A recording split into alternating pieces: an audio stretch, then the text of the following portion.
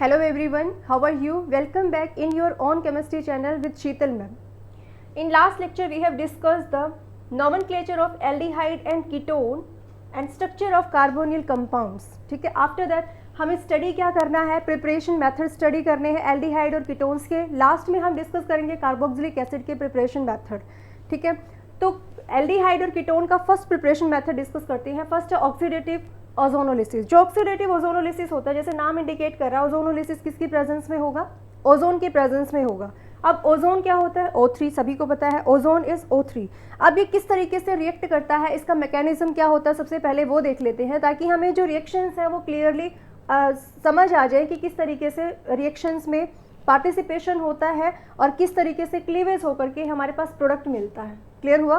तो किस तरीके से, एक तो सबसे पहले जब भी कोई प्रिपरेशन हम करते हैं तो माइंड में एक कंसेप्ट क्लियर होना चाहिए कि हमारा प्रोडक्ट क्या बनेगा.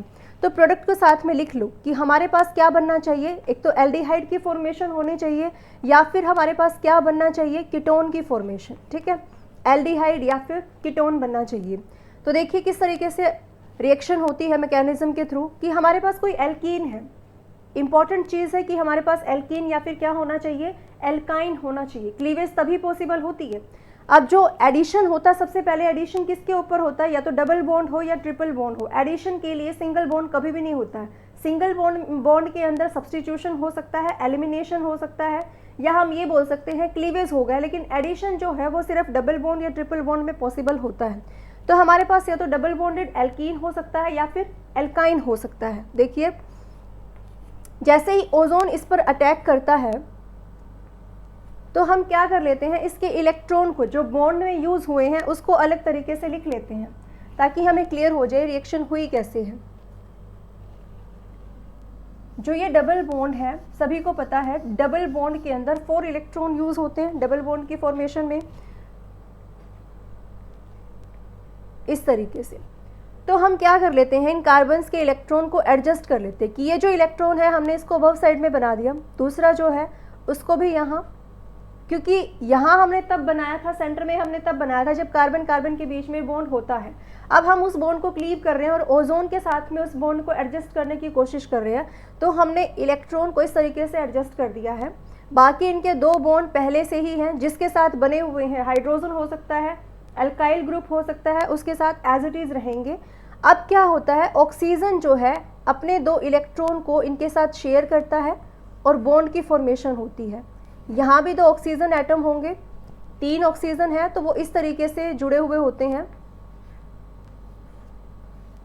इस तरीके से. अब अगर इनको हम बॉन्ड से रिप्रेजेंट करें तो बॉन्ड से किस तरीके से रिप्रेजेंट होता है,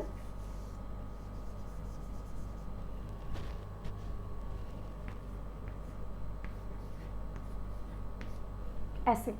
ठीक है, अब इसमें एडिशन के बाद क्या होता है, क्लीवेज होती है. ऑक्सीजन यहाँ से एक रिमूव होता है. क्लीवेज किस तरीके से होती है, यहाँ से बॉन्ड क्लीव होता है इस बॉन्ड को ब्रेक करता हुआ.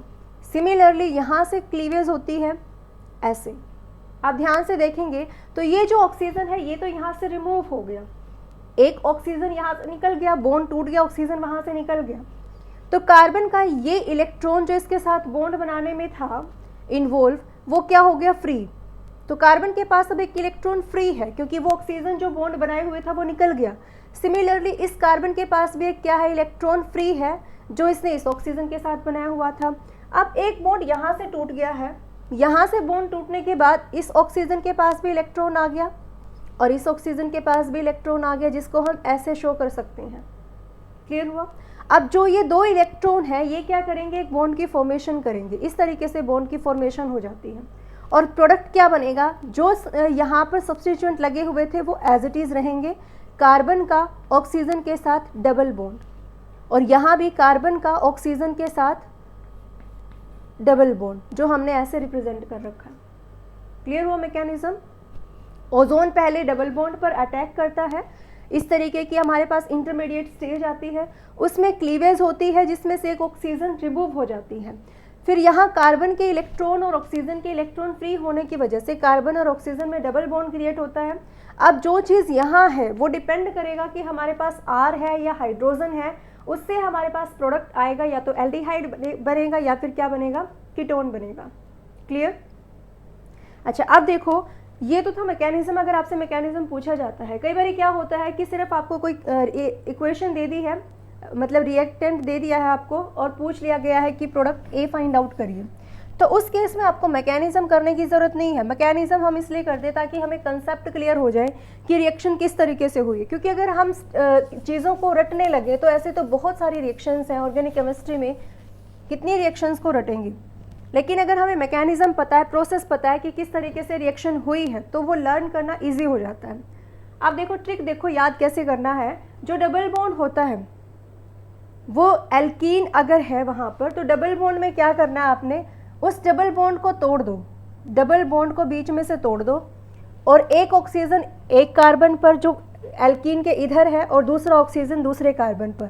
हम इस तरीके से शो कर सकते हैं, यहाँ जो डबल बॉन्ड था उसको हमने तोड़ना है और उस डबल बॉन्ड को हमने यहाँ शो कर दिया कि एक ऑक्सीजन इसके पास होगा और एक ऑक्सीजन इसके पास होगा और ये बॉन्ड हमने तोड़ दिया। ठीक है, जहाँ भी आपको ऐसा दिखे आपके पास प्रोडक्ट वही होगा। आप ध्यान से देखो,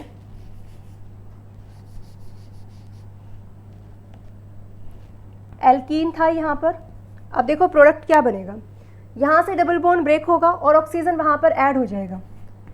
जो सब्सटेंस पहले जुड़ा हुआ है वो एज इट इज रहेगा, CH3 double bond O plus again CH3 C double bond O। तो हम अलग अलग ना लिख करके इसको 2 मोल लिख सकते हैं, क्योंकि जो चीज़ यहाँ पर है वही चीज़ सेम अगेन सेकेंड टाइम है। तो हम ये बोल सकते हैं कि 2 मोल हमारे पास किसके बन गए, कीटोन के। कौन सी कीटोन है ये, acetone. Common name is acetone और IUPAC नेम क्या होता है, प्रोपेनोन। ठीक है, प्रोपेन 2 ओन लिखो या प्रोपेनोन लिखो, लेकिन कॉमन नेम ज़्यादा फेमस होता है, एसीटोन हमें मिलता है, यानी कीटोन की फॉर्मेशन है। अब यहाँ देखो, अगर आपको कंसेप्ट क्लियर हो गया है तो इसको देखिए, यहाँ पर भी क्या है, हमारे पास एल्कीन है।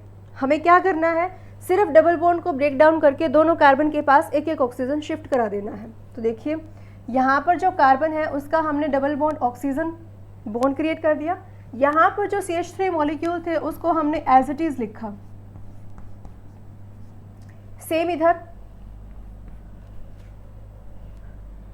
यहाँ देखो, अब दूसरी साइड हाइड्रोजन है तो हम यहाँ पर 2 मोल नहीं लिखेंगे, क्या लिखेंगे सेपरेटली, कार्बन एक बॉन्ड CH3 और एक हाइड्रोजन के साथ है और एक ऑक्सीजन के साथ। अब ध्यान से देखो, ये तो हमारे पास वही है एसीटोन और ये क्या बन गया है यहाँ पर, एल्डिहाइड। एक मॉलिक्यूल हमें किसका मिला है, कीटोन का मिला है और दूसरा मॉलिक्यूल जो है वो किसका मिला है, एल्डिहाइड का। ठीक है, जो ये एल्डिहाइड है ये कौन सा है, या तो हम कहेंगे इसको इथेनल या क्या कहेंगे, एसिटल्डिहाइड। जो CH3CO ग्रुप होता है ये एसिड वर्ड से रिलेटेड होता है, तो ये एसिटल्डिहाइड कहो या हम क्या कहेंगे, इथेनल। IUPAC नेम क्या होता है, इथेनल। जो लास्ट में हमारा सफिक्स AL लगता है दैट्स फॉर एल्डिहाइड। क्लियर हुआ। अब नेक्स्ट देखिए, इसी में है कि हमारे पास रिएजेंट क्या होना चाहिए, ओजोन है, साथ में जिंक प्लस वाटर। ये मैंडेटरी कंडीशंस हैं। अगर वो चेंज कर देता है कि हम जिंक प्लस वाटर को रिमूव करके इसके प्लेस पर हाइड्रोजन पर ऑक्साइड ऐड कर दिया, हाइड्रोजन पर ऑक्साइड, ओजोन तो हो गई, क्योंकि जब तक ओजोन नहीं होगा तो ओजोनोलिसिस नहीं होगी, मतलब ओजोन जो है वो अटैक नहीं करेगा। उसके बाद जो क्लीवेज होनी होती है वो डिपेंड करता है जिंक और वाटर वहाँ पर है या फिर हमारे पास क्या है, हाइड्रोजन पर ऑक्साइड है। अब हाइड्रोजन पर ऑक्साइड मतलब एक ऑक्सीजन एक्स्ट्रा है उसके पास। जहाँ ऑक्सीजन एक्स्ट्रा होता है वो ऑक्सीडाइजिंग एजेंट की तरह काम करता है और ऑक्सीडाइजिंग एजेंट का काम क्या होता है, ऑक्सीजन को ऐड कराना, ऑक्सीजन को ऐड कराना। तो यहाँ पर अगर हम चेक करें तो हमारे पास एक चीज़ याद रखना है हमेशा कि जो हमारे पास प्रोडक्ट बनता है कीटोन, कीटोन का फर्दर ऑक्सीडेशन नहीं हो सकता। कीटोन प्रोडक्ट है तो उसमें हम स्ट्रॉन्ग ऑक्सीडाइजिंग एजेंट ऐड कर लें या फिर कोई ऑक्सीडाइजिंग एजेंट की एब्सेंस है या प्रेजेंस है, वो किसी चीज़ को अफेक्ट नहीं करेगा। कीटोन का फर्दर ऑक्सीडेशन नहीं होता, कीटोन प्रोडक्ट है तो कीटोन ही है। लेकिन जो एल्डिहाइड है उसके अंदर ऑक्सीडाइज होकर के एल्डिहाइड एसिड में कन्वर्ट हो सकता है, कार्बोक्सिलिक एसिड के अंदर। तो हमारे पास जो प्रोडक्ट बनता है उसमें ध्यान रखना है कि जो प्रोडक्ट है वो एल्डिहाइड है या फिर कीटोन है। अगर कीटोन है तो प्रोडक्ट सेम रहेगा, लेकिन अगर एल्डिहाइड है तो फिर आपको चेक करना है, अगर हाइड्रोजन पर ऑक्साइड गिवन है तो प्रोडक्ट क्या बनाओगे, एसिड बनाओगे। जैसे यही कंपाउंड है अगर आपने O3H2O2 की प्रेजेंस शो की है तो प्रोडक्ट एक कीटोन बना था, तो कीटोन तो एज इट इज़ रहेगा। दूसरा हमने क्या कहा था कि एक हमारा प्रोडक्ट एल्डिहाइड आया है, लेकिन अगर H2O2 है तो एल्डिहाइड नहीं मिलेगा, ये फर्दर ऑक्सीडाइज हो जाएगा और किस में कन्वर्ट होगा, CH3 C double bond O, एक ऑक्सीजन ऐड होता है हाइड्रोजन पर ऑक्साइड से, CH3COOH एसिटिक एसिड, CH3COOH, ठीक है, कार्बोक्सिलिक एसिड की फॉर्मेशन होती है। तो एरो पर क्या दिया हुआ है इस चीज़ का ध्यान रखना है, सिर्फ ये नहीं देख लेना है कि ओजोन गिवन है तो हमें ओजोनोलिसिस करा करके डबल बॉन्ड को ब्रेक करना है और एक एक ऑक्सीजन को पुट करना है। माइंड इट कि आपको हाइड्रोजन परऑक्साइड गिवन है तो आपको एल्डिहाइड को एसिड में कन्वर्ट करना है, ठीक है। नेक्स्ट एग्जांपल है जैसे ये, तो इसमें देखिए बेंजीन पर क्या प्रेजेंट है, CH double bond CH, again alkene present है। एल्कीन अगर है, ओजोन दिया हुआ है, जिंक का और वाटर की प्रेजेंस शो कर रखी है, तो देखिए प्रोडक्ट क्या बनेगा,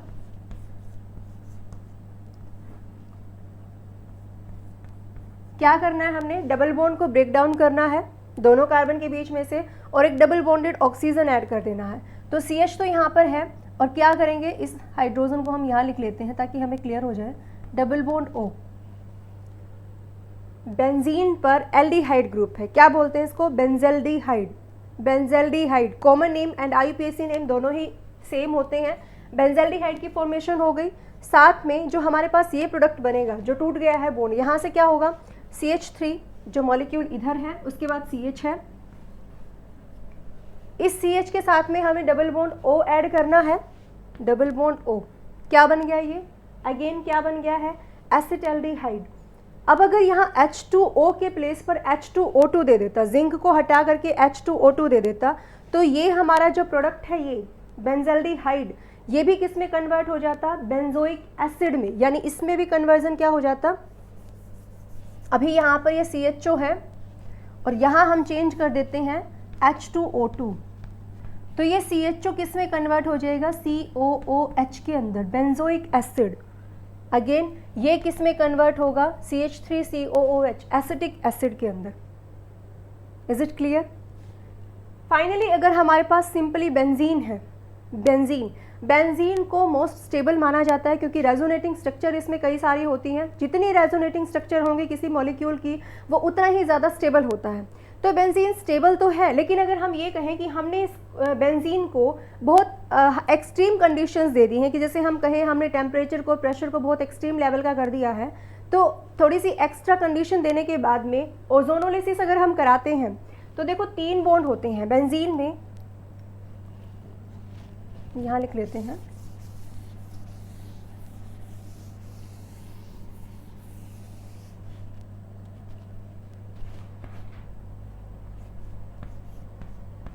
बेंजीन में 3 डबल बॉन्ड होते हैं। तो हमने एक्सट्रीम कंडीशंस दे करके ओजोनोलिसिस करवाई है। तो इसका काम क्या होता है, जहाँ पर डबल बॉन्ड होता है उसको ब्रेक डाउन करना होता है, ठीक है, डबल बॉन्ड को ब्रेक डाउन करना होता है। हम जैसे इसको लें कि एक डबल बॉन्ड को ले लिया हमने, ऐसे ऐसे 3 है, एक डबल बॉन्ड ये है, एक डबल बॉन्ड ये है और एक डबल बॉन्ड ये है, एल्कीन जैसे ऐसे ऐसे 3 मॉलिक्यूल हैं। तो करना क्या था, हमने डबल बॉन्ड को तोड़ देना था और एक एक डबल बॉन्डेड O को वहाँ पर क्या कर देना है, फिक्स कर देना है।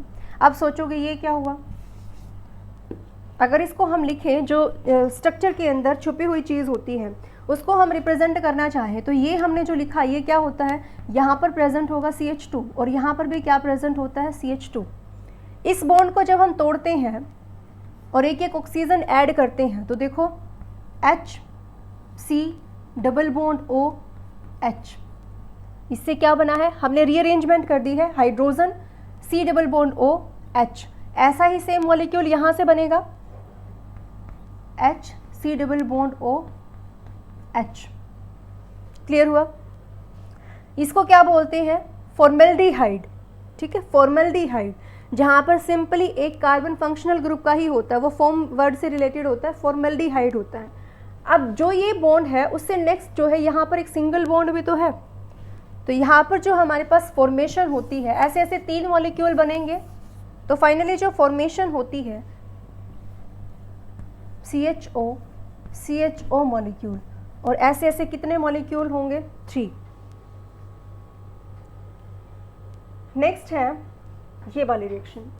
हमने अभी तक डिस्कस किया कि अगर डबल बॉन्ड हमारे पास है तब ओजोनोलिसिस से क्या प्रोडक्ट बनेगा। अगर हम कहें कि हमारे पास ट्रिपल बॉन्ड है तब क्या होगा? देखो हमने मैकेनिज्म में क्या किया था, ट्रिपल बॉन्ड में हमने कहा था कि हमारे पास कोई भी डबल बॉन्ड होता है और उसमें हमने ओजोन को ऐड करवाया है, तो किस तरीके से ओजोन ऐड होता है? एक ऑक्सीजन अबव साइड में और 2 ऑक्सीजन जो है लोअर साइड में, और ऑक्सीजन ऑक्सीजन का बॉन्ड होता है। अब हम कहें कि डबल बॉन्ड नहीं है भाई, ट्रिपल बॉन्ड है। डबल बॉन्ड के अलावा क्या है? ट्रिपल बॉन्ड है। अब देखो बॉन्ड के दौरान जो इलेक्ट्रॉन यूज़ हुए हैं कार्बन्स के दोनों के, वो इलेक्ट्रॉन तो 4 यूज़ हुए हैं और यहाँ पर भी 4 इलेक्ट्रॉन है। अब एक्स्ट्रा इलेक्ट्रॉन यहाँ पर ट्रिपल बॉन्ड में ओवरऑल इलेक्ट्रॉन कितने होते हैं? 6 इलेक्ट्रॉन, मतलब अवेलेबल इलेक्ट्रॉन 6 है, यूज़ कितने का हुआ है? सिर्फ 4 इलेक्ट्रॉन्स का। तो 6 इलेक्ट्रॉन है, 4 इलेक्ट्रॉन का यूज़ हुआ है, एक बॉन्ड एज इट इज़ रहेगा। ट्रिपल बॉन्ड के दौरान जो एक बॉन्ड होता है कार्बन कार्बन के बीच में, वो एज इट इज़ रहेगा। और बॉन्ड की ब्रेकिंग कैसे होती है कि यहाँ से ऑक्सीजन हट जाता है और इस ऑक्सीजन के बीच का बॉन्ड टूट जाता है। तो एक ऑक्सीजन तो निकल गया, कार्बन कार्बन के बीच में अभी भी एक बॉन्ड है और कार्बन ऑक्सीजन के बीच में डबल बॉन्ड बन जाता है। यानी हम ये बोल सकते हैं या तो डाइकीटोन की फॉर्मेशन हो सकती है या एक ही मेंबर के अंदर हमें 2 फंक्शनल ग्रुप मिल सकते हैं, या तो सेम 2 कीटो ग्रुप या फिर एक कीटो ग्रुप और एक क्या मिल सकता है? एल्डिहाइड। क्लियर हुआ? तो यहाँ देखते हैं ये एग्जाम्पल कि हमारे पास CH3C ट्रिपल बॉन्ड CH है। एक बार तो रिएक्शन करवाई है इसकी O3 जिंक और वाटर की प्रेजेंस में। उस केस में तो क्या होगा, हमारे पास प्रोडक्ट यहाँ तक बनेगा। ये जब हमने जिंक लिया है और साथ में वाटर ऐड किया है ओजोन के साथ में, तो हमारे पास इस मैकेनिज्म से प्रोसेस प्रोसीड कर रहा है। क्या बनेगा product? CH3C double bond O, carbon carbon के बीच में एक बॉन्ड अभी भी एज इट इज़ रहेगा।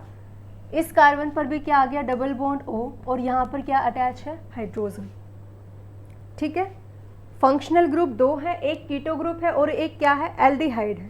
लेकिन अगर हम ये बोल दें कि हमने यहाँ पर एसिड यूज़ कर लिया, हाइड्रोजन पर ऑक्साइड हमने यहाँ पर यूज़ किया है, तो ये जो हाइड्रोजन पर ऑक्साइड होता है इसका काम क्या है?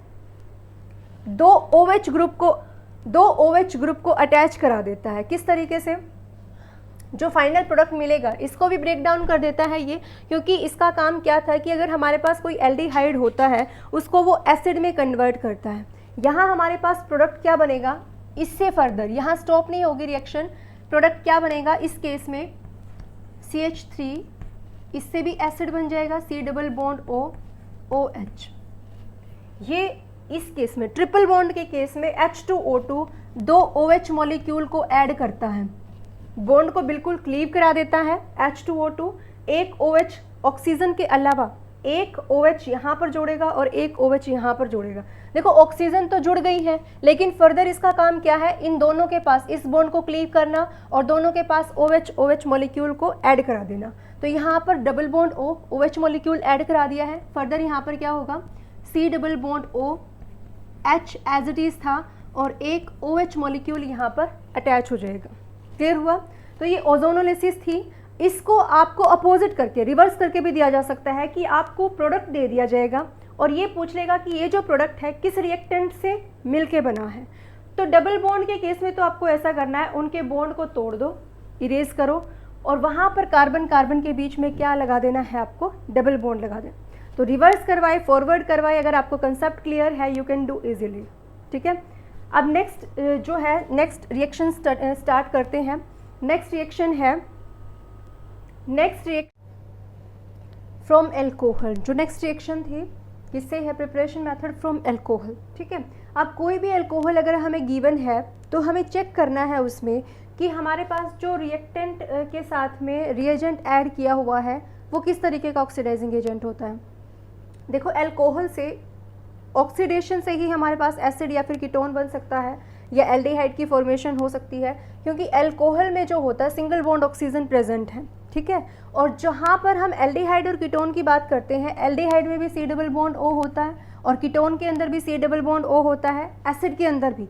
यानी जो कार्बन का पहले एक ही बॉन्ड था ऑक्सीजन के साथ में, अब वो डबल बॉन्ड में हो गया। मतलब हम ये बोल सकते हैं कि दो ऑक्सीजन वहाँ पर जुड़ी हुई है, ठीक है। डबल बॉन्ड का मतलब क्या है कि वो 2 टाइम जुड़ा हुआ है, तो डबल बॉन्डेड मतलब यहाँ पर कि इसका ऑक्सीडेशन होकर ही ऐसा पॉसिबल है। तो ऑक्सीडेशन में हमारे पास क्या होना चाहिए, जो हम रिएजेंट यूज़ कर रहे हैं वो कैसे होने चाहिए, ऑक्सीडाइजिंग एजेंट। और जो ऑक्सीडाइजिंग एजेंट होते हैं वो 2 टाइप्स के होते हैं, स्ट्रॉन्ग ऑक्सीडाइजिंग एजेंट और वीक ऑक्सीडाइजिंग एजेंट, ठीक है। ये किसी एक सेपरेट वीडियो में आपको बताएंगे कि ऑक्सीडाइजिंग एजेंट स्ट्रॉन्ग और वीक कौन से होते हैं, किस तरीके का इफेक्ट, अलग अलग एग्जांपल्स के थ्रू हम करेंगे उसको। लेकिन अभी थोड़ा सा आइडिया तो दे ही देते हैं कि स्ट्रॉन्ग ऑक्सीडाइजिंग एजेंट होते हैं जब ऑक्सीडेशन के बाद अल्कोहल से जब हमें एल्डिहाइड मिलता है तो फर्दर एल्डिहाइड को एसिड में कन्वर्ट कर सके, जो वो होते हैं स्ट्रॉन्ग ऑक्सीडाइजिंग एजेंट। और वीक क्या होते हैं, जो सिर्फ एल्डिहाइड तक ही रिएक्शन को स्टॉप कर देते हैं, वो होते हैं वीक ऑक्सीडाइजिंग एजेंट। लेकिन जो कीटोन होता है, स्ट्रॉन्ग हो या वीक हो, वो क्या करता है, उसको कीटोन को तो कीटोन में ही कन्वर्ट करता है। कीटोन का फर्दर ऑक्सीडेशन पॉसिबल नहीं है, ध्यान रखना है। तो सबसे पहले चेक करना है आपको कि आपके पास अल्कोहल कौन सी है। याद रखना हमेशा ऑक्सीडेशन से जो प्राइमरी अल्कोहल होती है, प्राइमरी अल्कोहल जो होती है वो कन्वर्ट होती है एल्डिहाइड के अंदर ऑक्सीडेशन से। ये सिंबल जो होता है ये ऑक्सीडाइजिंग एजेंट का होता है कि उसके पास ऑक्सीजन होती है, वो डोनेट कर सकता है। अगर सेकेंडरी अल्कोहल है हमारे पास तो उसका कन्वर्जन किसके अंदर होता है, कीटोन के अंदर होता है। किसके अंदर होता है, कीटोन के अंदर होता है। क्लियर हुआ। Primary alcohol after oxidation convert into aldehyde and secondary alcohol will give you ketone, ठीक है। इस चीज़ का हमेशा ध्यान रखना है। अब जब एल्डिहाइड मिलता है तो उसका फर्दर ऑक्सीडेशन होकर के वो एसिड में भी कन्वर्ट हो सकता है। क्लियर हुआ यहाँ तक। अब देखते हैं एग्जांपल्स को जिससे आपको और क्लैरिटी आएगी। देखिए, जैसे हमारे पास में ये अल्कोहल है, साथ में ऑक्सीडाइजिंग एजेंट मेंशन कर रखा है K2Cr2O7, पोटेशियम डाइक्रोमेट, पता है सभी को ऑक्सीडाइजिंग एजेंट होता है। काफ़ी सारे ऑक्सीजन इसके पास प्रेजेंट हैं। डी ब्लॉक एलिमेंट के अंदर भी आप देखोगे कि पोटेशियम पर मैग्नेट, पोटेशियम डाइक्रोमेट किस तरीके से रिएक्शंस को अफेक्ट करते हैं। तो ये ऑक्सीडाइजिंग एजेंट होते हैं। पर मैग्नेट भी, पोटेशियम डाइक्रोमेट भी ऑक्सीजन प्रोवाइड करा देते हैं। यहाँ पर फिर हमें चेक करना है कि जो अल्कोहल है दैट इज़ प्राइमरी और सेकेंडरी। तो जो कार्बन फंक्शनल ग्रुप से अटैच्ड होता है वो कितने कार्बन से जुड़ा हुआ है, ठीक है। फंक्शनल ग्रुप अल्कोहल है यहाँ पर, तो जिस कार्बन से ये अल्कोहल जुड़ी हुई है उसके कितने कार्बन से बॉन्ड है, सिर्फ एक कार्बन से बॉन्ड है। इट मीन्स कैसी अल्कोहल है, ये प्राइमरी अल्कोहल है, ठीक है। 2 कार्बन से अटैच होता तो सेकेंडरी होती, 3 कार्बन से अटैच होता तो टर्शरी होती। क्लियर हुआ। तो यहाँ पर ये जो फंक्शनल ग्रुप कंटेनिंग कार्बन है वो एक ही कार्बन से जुड़ा हुआ है, तो कैसी अल्कोहल है, प्राइमरी अल्कोहल है। तो प्राइमरी अल्कोहल का कन्वर्जन किसके अंदर होता है, एल्डिहाइड के अंदर। सेकेंडरी अल्कोहल का कन्वर्जन किसके अंदर होता है, कीटोन के अंदर। तो प्राइमरी अल्कोहल है, प्रोडक्ट आपको क्या मिलेगा, CH3CHO।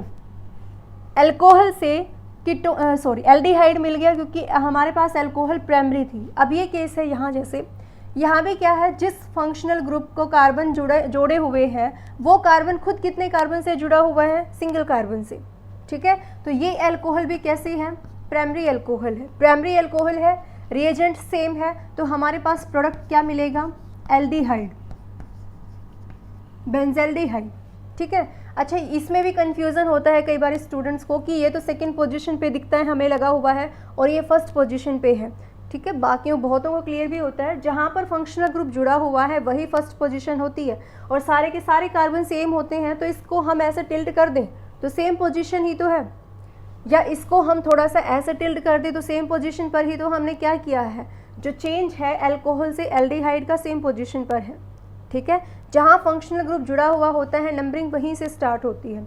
अब यहाँ देखिए, ये जो अल्कोहल है जिस कार्बन से जुड़ी हुई है वो कार्बन कितने कार्बन से जुड़ा हुआ है, एक यहाँ, दूसरा यहाँ, 2 कार्बन से अटैच्ड है। इट मीन्स जो ये अल्कोहल है ये कैसी अल्कोहल है, सेकेंडरी अल्कोहल है, सेकेंडरी अल्कोहल है। और ऑक्सीडाइजिंग एजेंट की प्रेजेंस में सेकेंडरी अल्कोहल से क्या बनता है, कीटोन बनता है। तो हमारे पास प्रोडक्ट क्या होगा, CH3 double bond O, acetone की फॉर्मेशन हो जाएगी। नेक्स्ट वन है अच्छा, एक ये रिएजेंट है PCC, पिरिडीनियम डाइक्लोरोक्रोमेट होता है,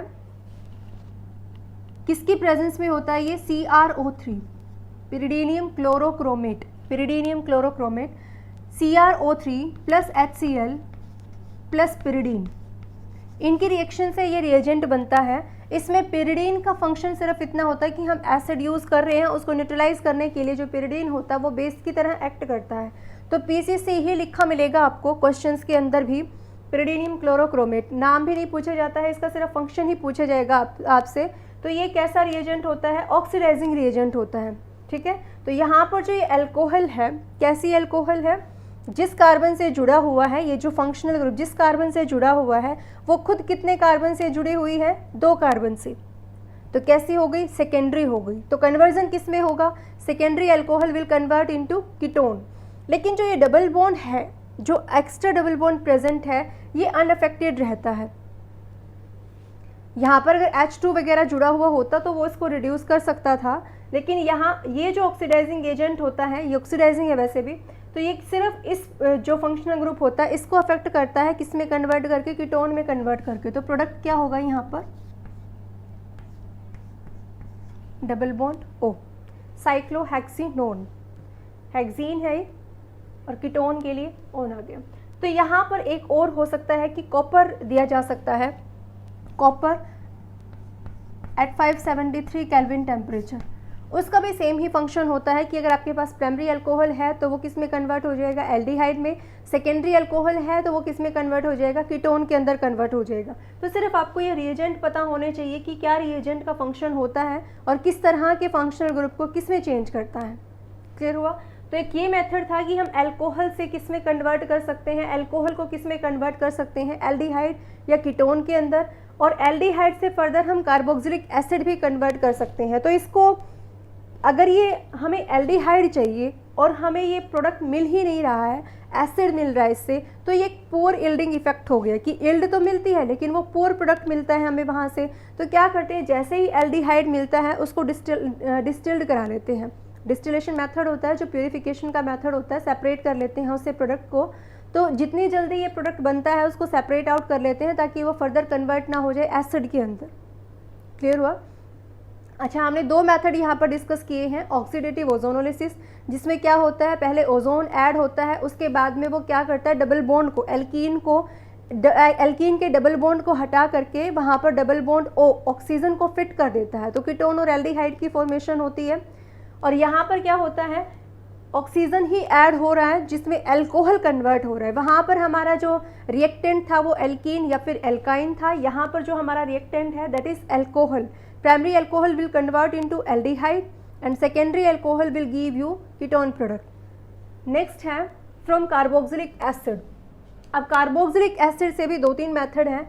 एक तो ये कि कार्बोक्सिलिक एसिड से हम पहले मैग्नीज ऑक्साइड, ये भी ऑक्सीडाइजिंग एजेंट होता है,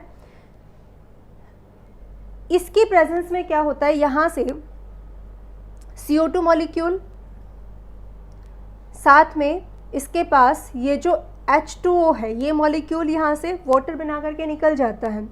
CO2 प्लस HOH, वाटर, 2 चीज़ें मिलती हैं, CO2 H2O यहाँ से निकल जाता है। और यहाँ पर जो बचा हुआ प्रोडक्ट है, अब ध्यान से देखो, एक तो बचा हुआ H है यहाँ और एक क्या बचा हुआ है, OCH।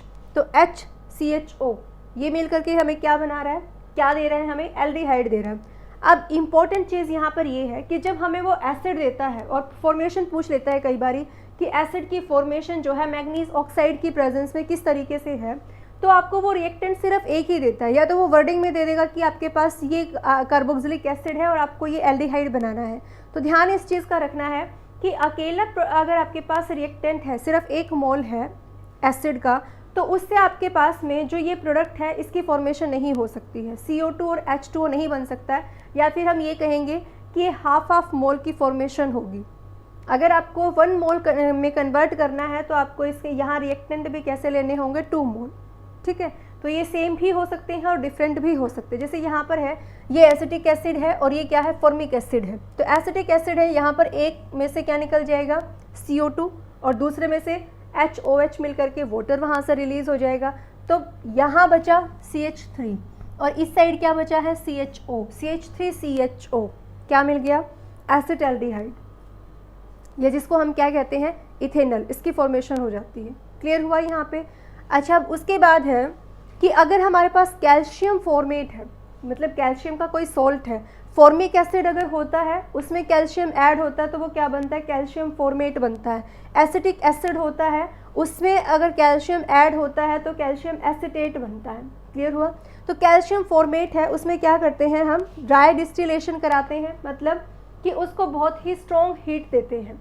जब उसमें हीटिंग होती है तो हमारे पास प्रोडक्ट क्या बनता है कि यहाँ से कैल्शियम और CO3, कैल्शियम कार्बोनेट निकल जाता है, प्लस CaCO3, कैल्शियम कार्बोनेट यहाँ से निकल जाएगा और प्रोडक्ट क्या बनेगा, HCHO। क्लियर हुआ। और जो ये HCHO होता है, अब यहाँ पे देखो ये क्या है, कैल्शियम एसिटेट, जो एसिटिक एसिड के कॉम्बिनेशन से बना है। यहाँ पर भी क्या होगा, कैल्शियम कार्बोनेट CaCO3 रिमूव हो जाएगा। उसके बाद क्या बचा, CH3COCH3 एसीटोन। ठीक है, यहाँ एल्डिहाइड की फॉर्मेशन है, इसमें यहाँ पे क्या बना है, एसीटोन बना है।